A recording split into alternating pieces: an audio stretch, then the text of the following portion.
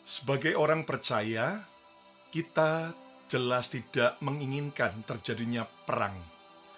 Perang pasti akan menjatuhkan banyak korban serta kerugian. Kita perlu berdoa agar perdamaian terjadi antar keluarga, antar komunitas, bahkan antar bangsa.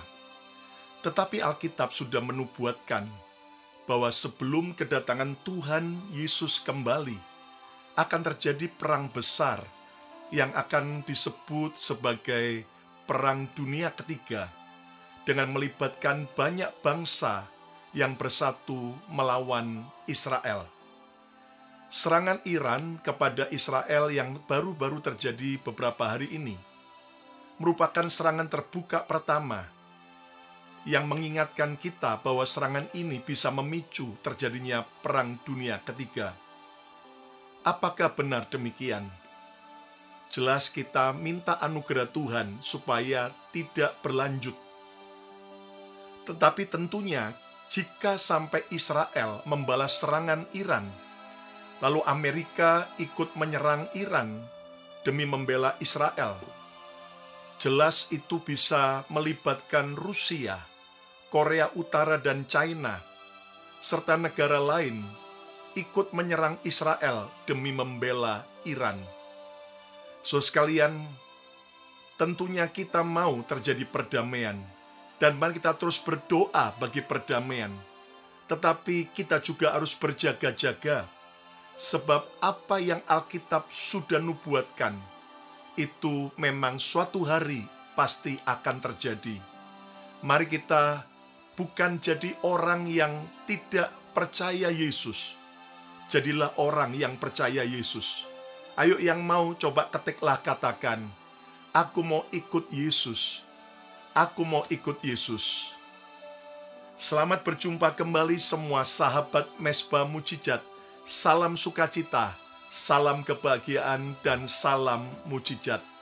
Senang sekali hari ini saya Pastor Lukas Kusuma secara live boleh melayani saudara dari kota Philadelphia, Pennsylvania di Amerika. Kiranya kebaikan Tuhan, pemeliharaan Tuhan, serta pembelaan Tuhan nyata bagi setiap kita, dimanapun kita menyaksikan program ini. Dan sebelum kita belajar akan kebenaran firman Tuhan, mari kita akan bersama memuji dan menyembah Tuhan, bersama BMC Worship. Naikkan pujian penyembahan kita. Hari ini saudara sekalian, ketika kita beberapa hari kemarin melihat bagaimana Iran secara terbuka untuk pertama kalinya menyerang Israel, maka saudara sekalian, ini membuat sebuah peringatan dan pembelajaran buat kita tentang apa yang Alkitab sudah nubuatkan. Nah, tema khotbah renungan saya hari ini adalah Perang Dunia Ketiga. Alkitab merupakan patokan dalam kehidupan kita. Alkitab sudah memberitahukan apa yang akan terjadi agar kita sebagai orang percaya harus siap dan hidup bijaksana. Kekasih Tuhan, kita tentunya mau dan terus berdoa bagi perdamaian dan tidak ada peperangan.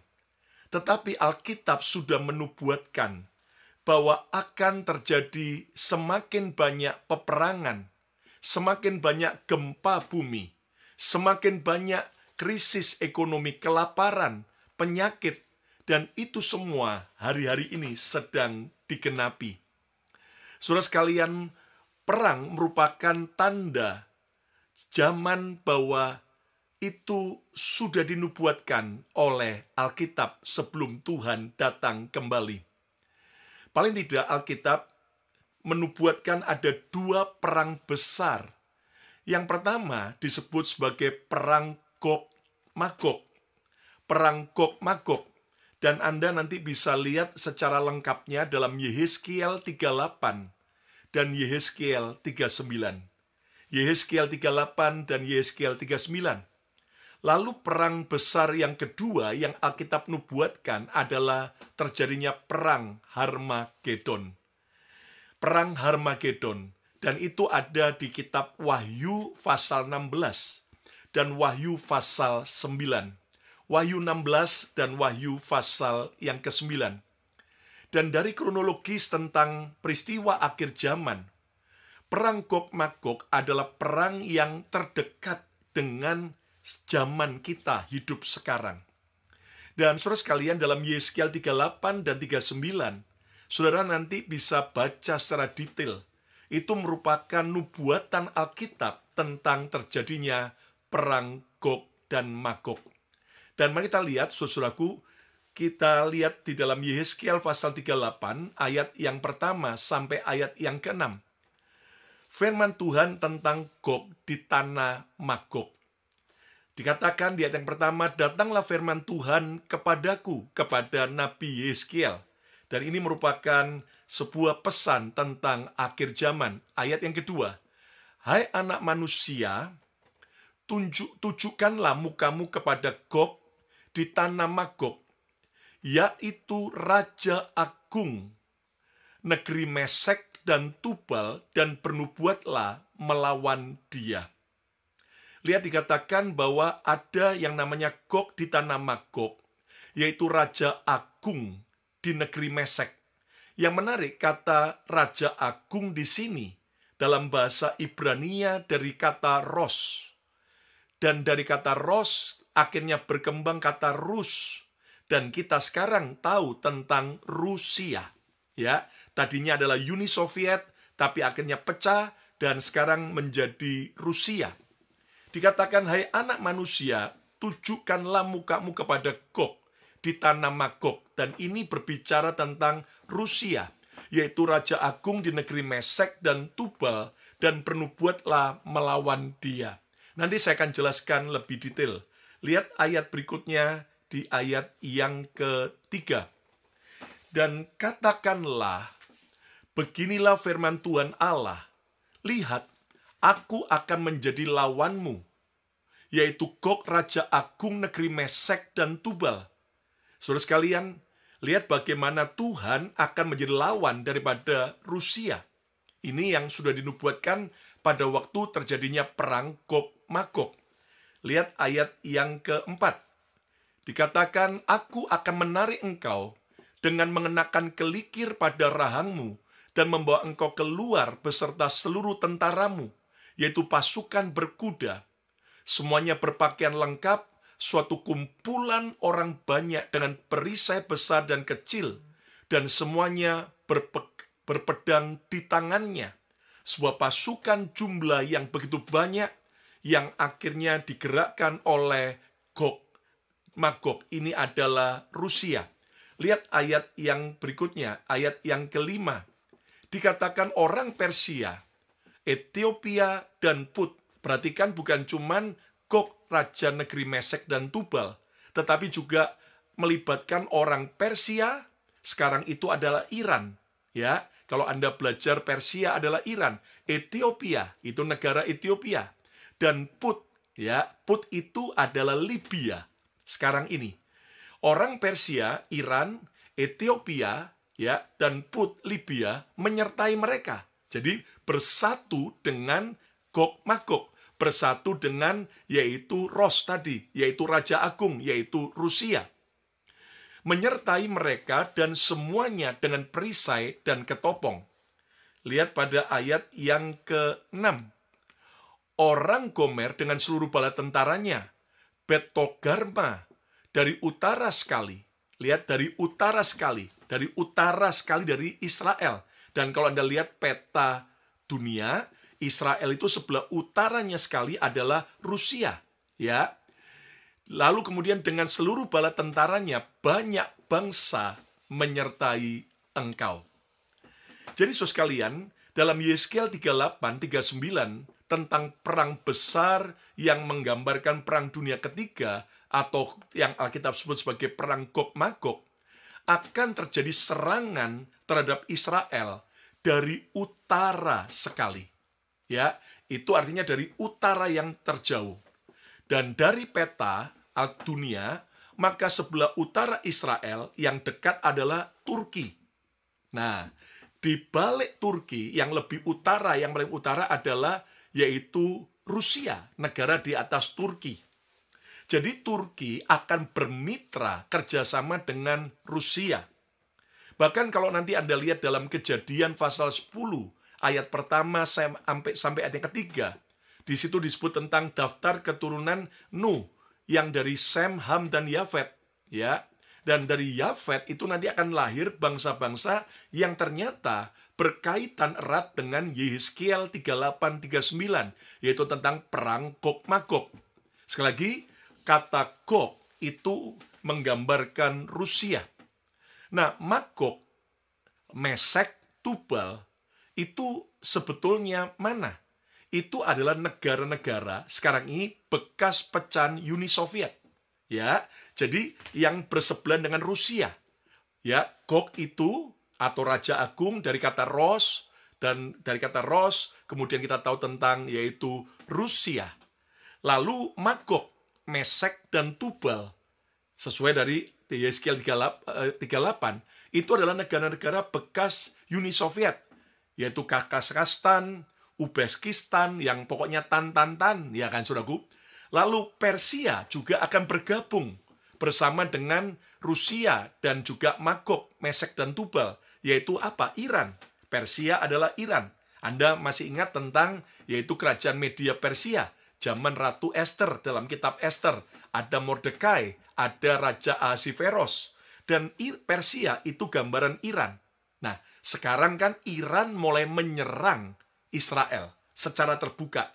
Selama ini Iran, saudaraku, secara sembunyi pakai kelompok Hamas dan kelompok-kelompok yang lain untuk menyerang Iran.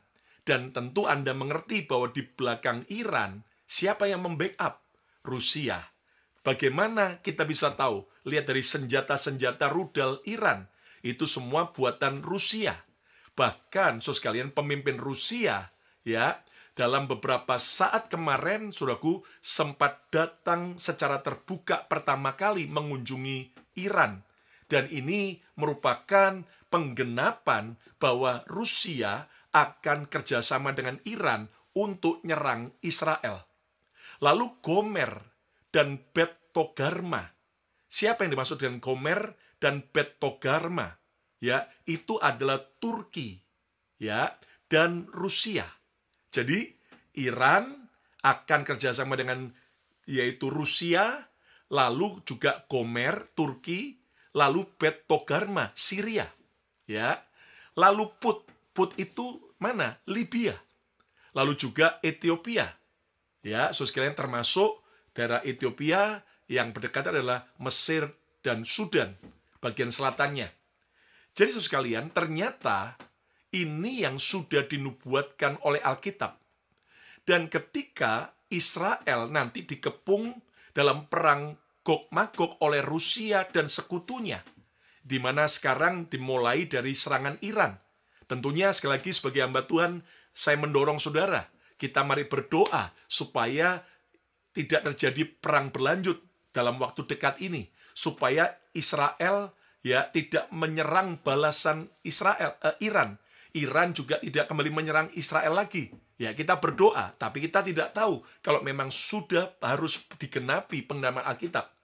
Dan ingat bagaimana Amerika akan juga, saudaraku, menyerang Iran, sudah mengancam jika sampai Iran terus menyerang Israel. Bahkan kemudian nanti di belakang Iran ada Rusia, dan tentunya juga ada sekutunya Rusia, yaitu Korea Utara dan juga China. Dan saudara sekalian, jadi ketika Israel dikepung oleh Rusia dan sekutunya, maka itulah penggenapan perang besar, yaitu Gog-Magog. Jadi, saya harap setiap saudara mulai mengerti. Ya, sekarang kita lihat lagi Yehezkiel pasal 38, ayat yang ke-14 sampai 16. Sebab itu bernubuatlah, hai anak manusia, dan katakanlah kepada Gog, yaitu kepada Rusia, Raja Agung tadi, Ros tadi, Rusia. Beginilah firman Tuhan Allah. Ketika umatku Israel sedang diam dengan aman dan tentram, pada waktu itulah engkau akan bergerak. Jadi, waktu Israel sedang aman dan tentram. Tiba-tiba, saudaraku, Gog ini dengan sekutunya akan mulai bergerak. Bergerak apa? Untuk menyerang Israel. Ayat 15. Dan datang dari tempatmu dari utara sekali. Ya, sekali lagi kalau Anda lihat dari peta dunia, sebelah utara sekali dari Israel adalah Rusia. Ini semua sudah dinubuatkan. Dan datang dari tempatmu dari utara sekali, engkau dengan banyak bangsa yang menyertai engkau. Enggak cuma satu bangsa loh, tapi banyak bangsa, sekutu daripada Rusia. Mereka semuanya mengendarai kuda, suatu kumpulan yang besar dan suatu pasukan yang kuat. Jelas, saudaraku, tentunya nanti Rusia, Iran dan sebagainya sekutunya tidak pakai kuda secara fisik, tapi yang modern, ya bisa saudaraku sekarang itu rudal, ya kan, bisa sekarang bahkan dikhawatirkan nuklir, bahkan juga saudaraku yaitu pesawat tempur atau tank, ya dan sebagainya. Nah, saudara sekalian, suatu kumpulan besar dan suatu pasukan yang kuat. Wow, ini jadi benar-benar akan melibatkan banyak negara. Makanya bisa disebut di zaman modern perang dunia ketiga. Ayat yang ke-16. Engkau bangkit, Rusia bangkit dan bangsa-bangsa sekutunya. Engkau bangkit melawan umatku Israel. Lihat, sudah dinubuatkan bahwa bangsa-bangsa akan banyak yang membenci dan memusuhi, bahkan akhirnya bersatu dengan Rusia, dengan Iran, dengan Turki, ya, dengan sekalian Syria. Untuk apa? Menyerang Israel. Engkau bangkit melawan umatku Israel seperti awan yang menutupi seluruh bumi.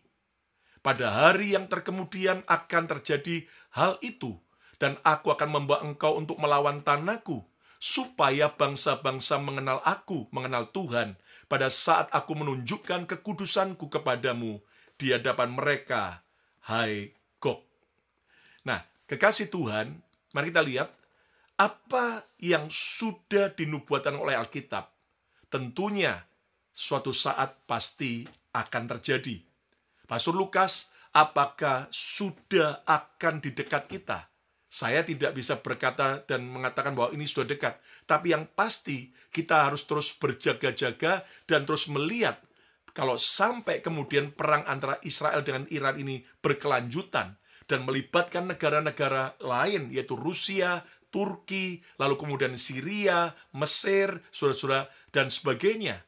Wow, ini bisa merupakan sebuah pertanda perang dunia ketiga akan terjadi. Nah, pertanyaannya, apa yang terjadi pada saat perang Gog-Magog? Ternyata, saudara sekalian, ketika Israel dikepung dari berbagai arah, dari berbagai bangsa, ternyata Tuhan sendiri yang akan berperang membela Israel. Dan itu nanti Anda bisa baca dalam Yehezkiel 39.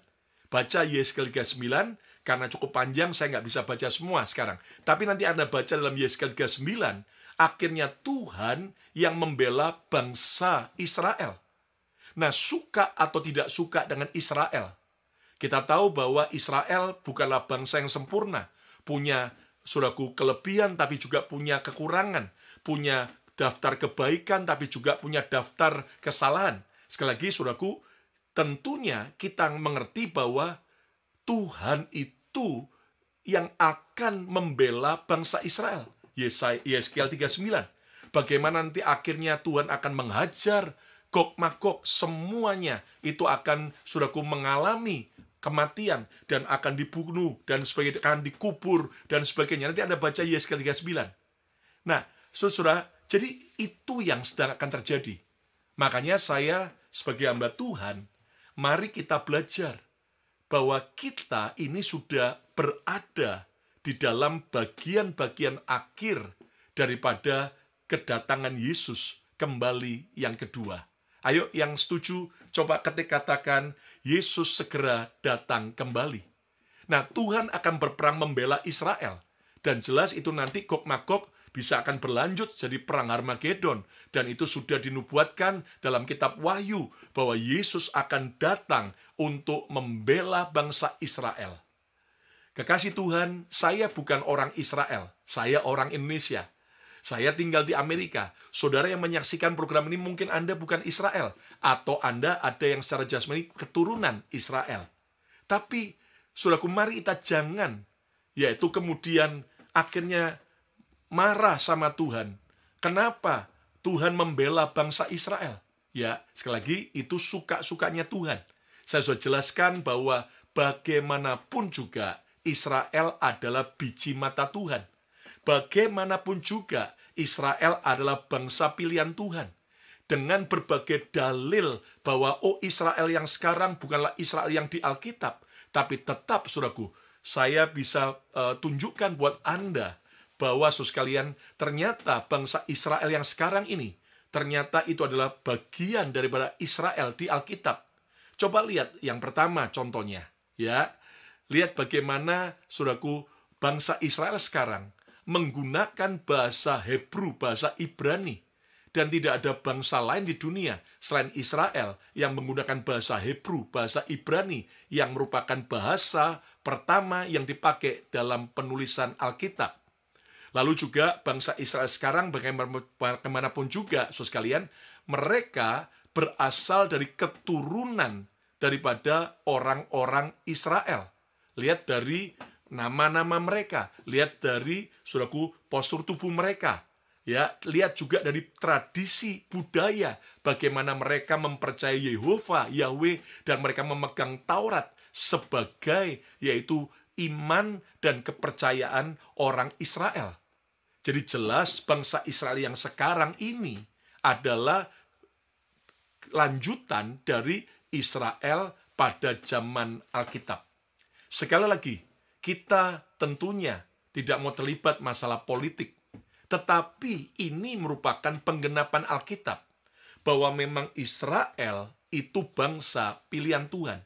Israel biji mata Tuhan. Saudaraku, Anda suka atau tidak suka. Kita setuju atau tidak setuju. Favorit atau tidak favorit. Tapi Alkitab yang sudah menuliskannya.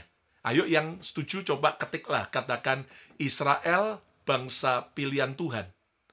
Nah, tentunya kita tahu bahwa sejak kita percaya Yesus, kita juga disebut sebagai Israel, Israel rohani.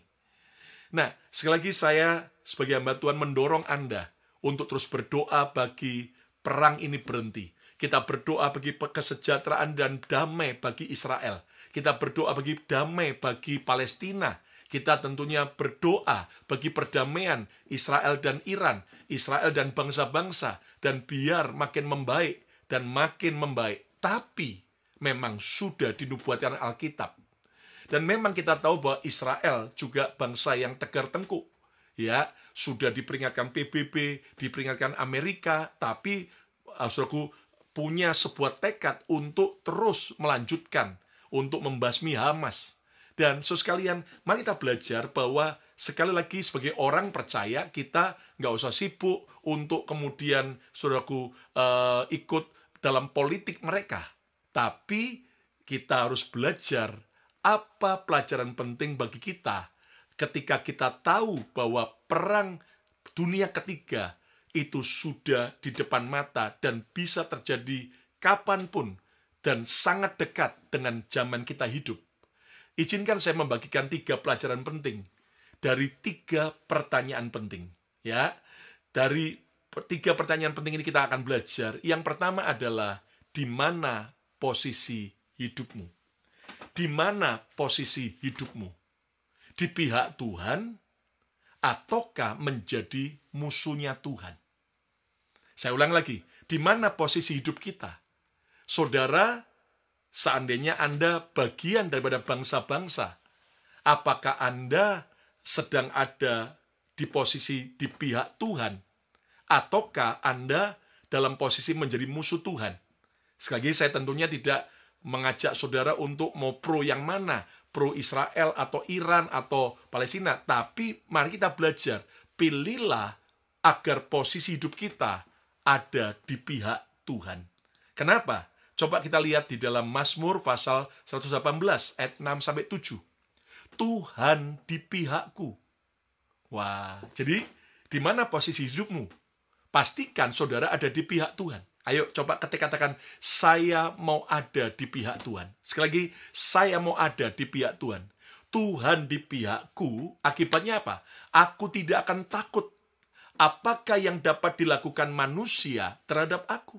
Wow, pemazmur Daud sudah berkata, jika Tuhan ada di pihakku, aku nggak akan takut. Ya, apa yang dapat dilakukan manusia terhadap aku? Lihat ayat yang ke-7. Dikatakan, Tuhan di pihakku, menolong aku. Aku akan memandang rendah mereka yang membenci aku. Saudara sekalian, jadi pertanyaan yang penting yang pertama, di mana posisi hidup saudara? Apakah kita ada di pihaknya Tuhan? Atau justru kita hari ini sedang menjadi musuhnya Tuhan? Ya, tentunya dalam konteks perang Gog-Magog tadi, kita sebagai orang percaya mengerti bahwa Tuhan membela Israel. Tuhan ada di pihak Israel. Nah, pertanyaannya sekarang dalam kehidupan kita, realita kita, saudara sekarang ada di mana posisi hidupmu? Apakah engkau sedang ada di pihak Tuhan? Apakah Tuhan sedang ada di pihak saudara? Atau justru kita sedang menjadi musuhnya Tuhan? Apakah kita sekarang sedang dimusuhi oleh Tuhan? Nah, ini penting sekali. Saudaraku, sedihnya sekali hari ini ada banyak orang yang sedang ada di posisi menjadi musuhnya Tuhan, memusuhi Tuhan, memusuhi orang-orang yang Tuhan cintai, memusuhi bangsa yang Tuhan cintai, bahkan tidak sedikit orang memusuhi orang-orang yang percaya Yesus, memusuhi gereja, memusuhi hamba Tuhan. Saudara sekalian, istri saya, Pastor Shirley, dengan anak saya Bethany baru pulang dari Indonesia dalam kunjungan singkat untuk mengunjungi mamanya di kota Surabaya, ya, yang usia 90 tahun lebih, dan juga mengantar salah seorang orang tua jemaat yang sudah usia 90 tahun, sudah di kursi roda, tidak ada yang bisa mengantar. Akhirnya, saudaraku, keluarga minta istri saya. Dan saudara sekalian, ketika istri saya balik, ya saya jemput di JFK Airport New York.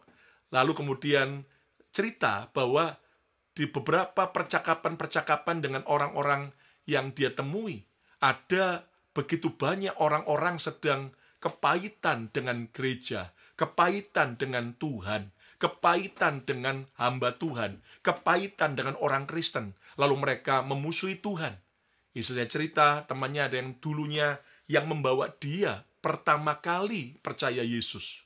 Ya, tapi justru orang yang pertama kali membawa Yesus itu hari ini malah ada di agama lain, meninggalkan Yesus. Saudaraku, hari ini di mana posisi hidupmu? Saat kita tahu bahwa tanda-tanda akhir zaman sudah semakin dekat, apakah kita ada di pihak Tuhan?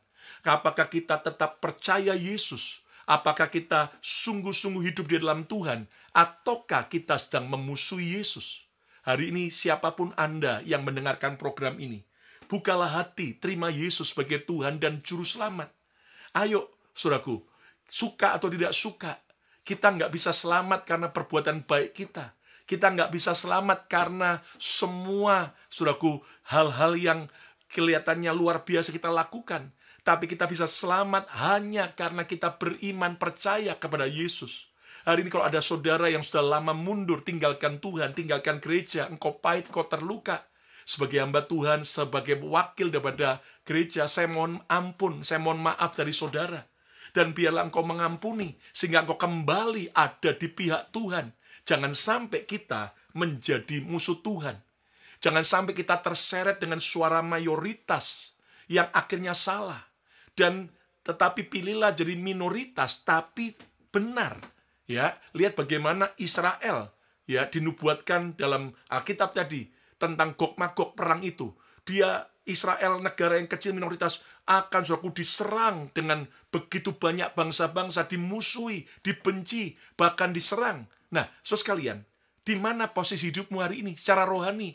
Apakah saudara hanya ikut terseret suara mayoritas yang lagi tren? Mungkin teman-temanmu, sekitarmu adalah orang-orang yang membuat engkau jauh dari Tuhan, membuat engkau meninggalkan gereja. Hari ini kembali, ingat, jangan terseret dengan suara mayoritas yang salah, tetapi kita harus mau tetap berdiri atas kebenaran, Ayo yang setuju coba ketika katakan, saya mau hidup benar.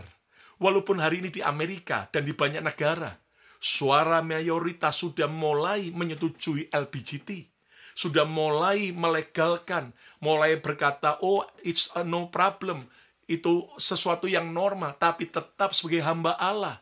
Saya mengingatkan saudara, walaupun tidak favorit, tapi mari kita tetap berdiri teguh atas kebenaran bahwa Tuhan mengasihi kelompok LGBT dan Tuhan mau kelompok LGBT bertobat dan kembali kepada panggilan dan rencana Tuhan bahwa pernikahan, bahwa cinta saudaraku yang resmi, yang kehendak Tuhan adalah antara suami dan istri, antara laki-laki dan perempuan.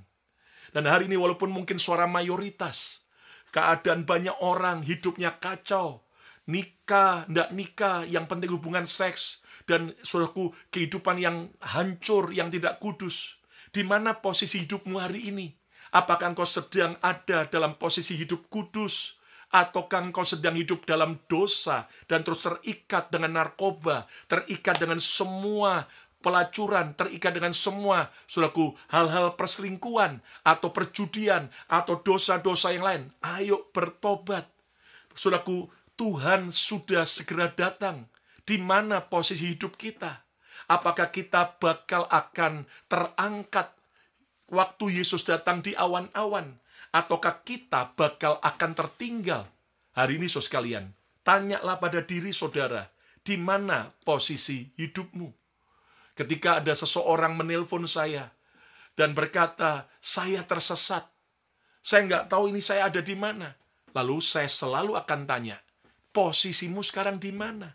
Dan kenapa? Karena ketika saya tahu posisinya di mana, maka dengan mudah saya mulai mencoba cari jalan supaya dia kembali ke jalan yang benar. Nah hari ini saudara sekalian, kita nggak perlu sibuk membenci tentang Israel atau ikut saudaraku memusuhi yang lain dan sebagainya. No. Mari kita belajar.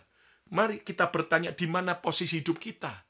Ya, sebagai hamba Tuhan saya mau berkata, mari kita tetap berada di posisinya Tuhan. Kita tetap berada di jalur firman Tuhan. Kita tetap mau hidup kudus. Kita mau, saudaraku, siap sedia saat Tuhan datang kembali. Dan kita terangkat, jangan sampai kita tertinggal. Hari ini, saudaraku, pertanyaan yang pertama dan yang penting adalah, di mana posisi hidupmu? Ayo coba ketik katakan, saya mau ada di pihak Tuhan. Saya mau ada di pihak Tuhan. Jangan sampai Tuhan memusuhi kita, atau kita yang memusuhi Tuhan. Wah, itu berapi. Saudara sekalian, mari kita belajar, jangan ikutan mengutuki Israel. Ya, walaupun mayoritas banyak orang ini, tapi tetap kita memberkati Yerusalem, kita memberkati Israel, kita memberkati Palestina, kita memberkati Iran, kita memberkati bangsa-bangsa. Ya, tapi mari kita, saudaraku, jangan kemudian ikut-ikutan. Karena posisi hidup kita, kalau sampai salah, waduh, kita bisa bermusuhan dengan Tuhan. Dan ingat saudaraku, kalau kita bermusuhan dengan manusia, kita mungkin bisa menang atau kita bisa kalah. Tapi kalau Tuhan yang memusuhi kita, siapa yang bisa mengalahkan Tuhan? Saudara sekalian, hari ini jangan engkau jadi orang yang melawan Tuhan, menentang Tuhan. Dengan sombongnya, dengan angkuhnya berkata bahwa engkau nggak perlu Tuhan. Dengan sombong dan angkuhnya engkau mulai menjelek-jelekkan saudaraku kekristenan. Wow, jangan sampai kita bermusuhan dengan Tuhan. Jangan sampai kita mengganggu biji mata Tuhan. Maka hidup kita akan mengalami banyak hal-hal yang mengerikan. Hari ini, saya memilih posisi hidup saya mau ada di pihak Tuhan. Jika Tuhan ada di pihak kita, siapa yang dapat lawan?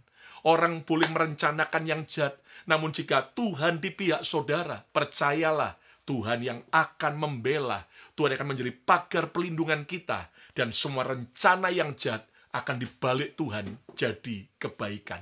Lihat Yeskiel pasal 39, kembali sekali lagi ketika orang menyerang Israel, bangsa-bangsa banyak, dan ternyata Tuhan membela, dan akhirnya Israel bisa menang. Pelajaran penting yang kedua bagi kita adalah dari pertanyaan yang kedua yang saya dan saudara harus bertanya daripada diri kita adalah, bagaimana sikap hatimu? Apakah kita ketakutan? Apakah kita terus emosi, marah, benci, ataukah kita tetap tenang dan percaya? Saudara sekalian, bagaimana sikap hatimu? Ini menentukan ketika kita sudah tahu bahwa semua penggenapan tentang akhir zaman sudah di depan mata. Apakah kita ketakutan, cemas, panik, marah, emosi, stres, frustrasi? Ataukah kita punya sikap hati tetap tenang, damai, dan mempercayai Tuhan? Lihat Yesus berkata, Matius 24 ayat 6-7. Kamu akan mendengar deru perang. Sudah dinubuatkan oleh Tuhan Yesus. Bahwa kita akan mendengar deru perang. Atau kabar-kabar tentang perang. Namun berawas-awaslah. Janganlah kamu gelisah. Nah, jangan gelisah, jangan panik, jangan ketakutan, jangan kemudian kita stres. Sebab semuanya itu harus terjadi. Tetapi itu belum kesudahannya. Ya, semuanya itu akan terjadi dan itu sudah digenapi dan sedang akan terus digenapi. Ayat 7. Sebab bangsa akan bangkit melawan bangsa. Dan kerajaan melawan kerajaan. Akan ada sekutu demi sekutu. Dan itu akan melibatkan banyak bangsa. Dan ini terjadi perang dunia ketiga. Akan ada kelaparan dan gempa bumi di berbagai tempat. Saudara sekalian, jadi mari kita belajar pertanyaan yang kedua bagi semua sahabat mahasiswa mujizat. Bagaimana sikap hatimu? Apakah engkau terus takut, marah, membenci, ataukah engkau memilih seperti kata Yesus, janganlah kamu gelisah. Kita harus tetap tenang di tengah-tengah semua kabar yang menakutkan. Kita harus tetap damai sejahtera. Kita harus tetap percaya janji Tuhan di tengah-tengah semua kebencian dan permusuhan. Sehingga saudara dan saya akhirnya tetap bisa punya sikap hati yang benar. Ayo coba ketik katakan, saya tidak mau takut lagi. Ya, ayo coba ketik, saya tidak mau takut lagi. Apakah sikap hati kita berapi-api mencintai Tuhan? Ataukah justru saat Tuhan datang kembali kita padam? Apakah sikap hati kita dipenuhi dengan firman Tuhan? Ataukah justru hati kita kosong dari firman? Dan inilah pertanyaan kedua yang harus kita renungkan. Bagaimana sikap hatimu saat Tuhan datang kembali? Saya berdoa biar hari ini sikap hati kita berapi-api mencintai Tuhan. Jangan sampai jadi Kristen masa lalu yang Anda cerita, oh dulu saya melayani Tuhan, oh dulu saya dipakai Tuhan, oh dulu saya memenangkan jiwa-jiwa, oh dulu saya suka berdoa, oh dulu saya suka baca Alkitab, oh dulu saya suka ke gereja. Pertanyaannya hari ini bagaimana? Apakah kita kemudian sudah jadi padam, jadi Kristen yang suam? Hari ini ayo kembali kepada rencana Tuhan. Jangan jadi Kristen yang kosong, tapi dipenuhi dengan firman Tuhan. Ayo yang mau coba ketik katakan, saya mau mencintai Yesus. Pertanyaan penting yang ketiga sebagai pelajaran saat kita belajar tentang penggenapan Alkitab tentang perang dunia ketiga yang sudah di depan mata adalah, apa keputusanmu? Apakah kita memutuskan mau percaya Yesus, tetap percaya Yesus, ataukah kita memutuskan murtad meninggalkan Yesus? Apa keputusanmu hari ini? Apa keputusanmu untuk masa depanmu? Apakah kita mau menjadi seperti 5 gadis bijaksana yang masuk dalam pesta itu, yang pelitanya terus menyala? Ataukah kita memutuskan seperti 5 gadis yang bodoh? Lihat bagaimana Yesus sudah menubuatkan akan ada pemisahan, akan ada, saudaraku, perbedaan yang nyata. Lihat Matius 25 ayat 1-3. Perikopnya adalah gadis-gadis yang bijaksana dan gadis-gadis yang bodoh. 10 gadis ini adalah gambaran kita. Dan lihat di ayat yang pertama.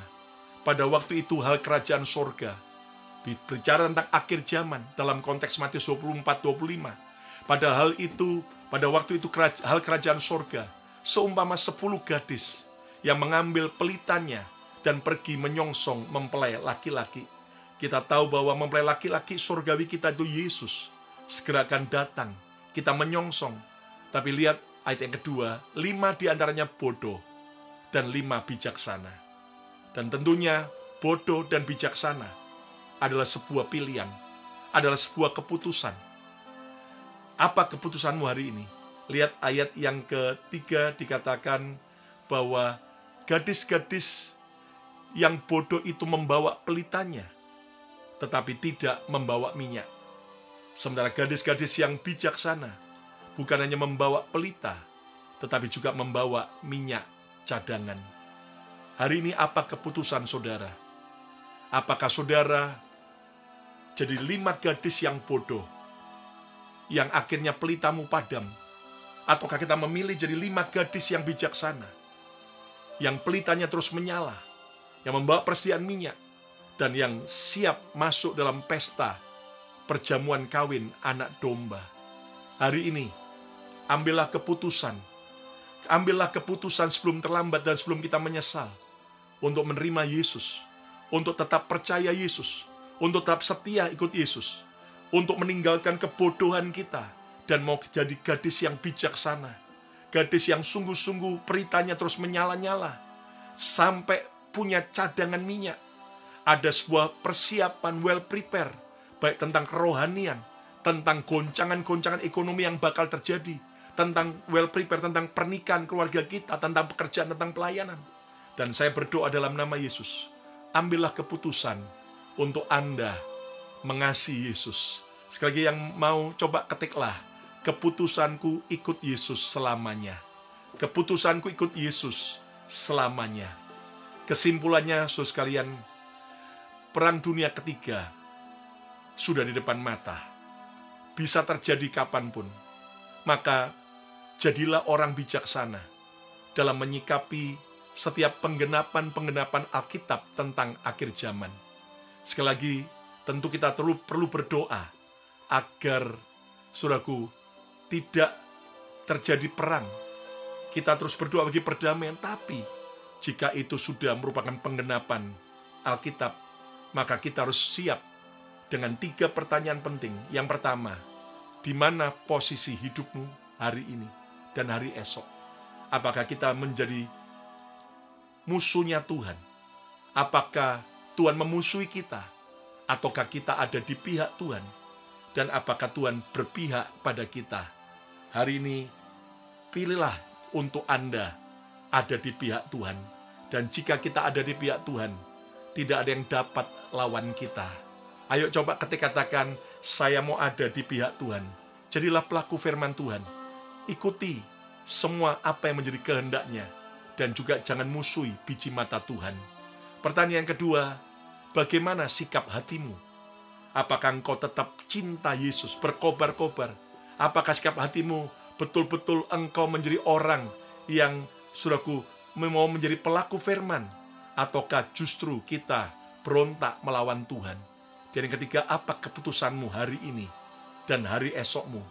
Apakah engkau mau terus menjadi 5 gadis yang bijaksana, yang akhirnya pelitanya terus menyala, dan yang terus mengasihi Tuhan dan mengalami pesta perjamuan kawin anak domba, sebuah keadaan yang sangat membahagiakan. Hari ini, sebelum kita terlambat, ambillah sebuah keputusan penting. Siapa hari ini yang mau benar-benar mengambil sebuah keputusan penting? Aku mau ada di pihak Yesus. Posisi hidupku ada bersama Yesus. Yang mau angkat tangan saudara. Kalau Anda mau supaya sikap hatimu benar, tidak lagi membenci Tuhan, tapi mengasihi Tuhan, tidak lagi hidup dalam dosa, tapi hidup kudus, angkat tanganmu di hadapan Tuhan. Saya mau berdoa. Dan apakah engkau mau memutuskan untuk ikut Yesus? Tetap cinta Yesus, apapun terjadi. Tidak lagi ikut suara yang mayoritas, tapi itu salah. Tetapi terus ikut suara Tuhan. Yang mau angkat tanganmu, saya mau berdoa. Terima kasih buat firman-Mu Tuhan. Mengajarkan kami bahwa perang Gog-Magog itu sudah semakin dekat. Dan kami tidak lagi mau jadi orang Kristen yang padam. Tapi kami mau jadi orang yang menyala-nyala cinta Yesus. Karena kedatangan-Mu sudah di ambang pintu. Dan Tuhan, kalau ada di antara sahabat mahasiswa mujizat yang menyaksikan program ini yang belum percaya Yesus, atau yang sudah mundur tinggalkan Yesus, hari ini ambil keputusan, ucapkan doa ini bersama saya. Di dalam nama Yesus, aku buka hatiku, aku undang Tuhan Yesus masuk dalam hidupku sebagai Tuhan dan Juru Selamat. Aku orang berdosa, Aku perlu pengampunan dari Tuhan, dan aku mau ikut Yesus. Di dalam nama Yesus, berkati semua sahabat Mesbah Mujizat. Yang sakit Tuhan sembuhkan, yang lemah Tuhan kuatkan. Dan biar kami terus ikut Tuhan, cinta Tuhan, sampai akhir hidup kami. Di dalam nama Yesus, terimalah berkat Bapa, Putra, dan Roh Kudus. Berkat di dalam nama Yesus Tuhan, sekarang sampai selama-lamanya. Yang percaya diberkati Tuhan, sama-sama katakan, amin, amin, amin, amin.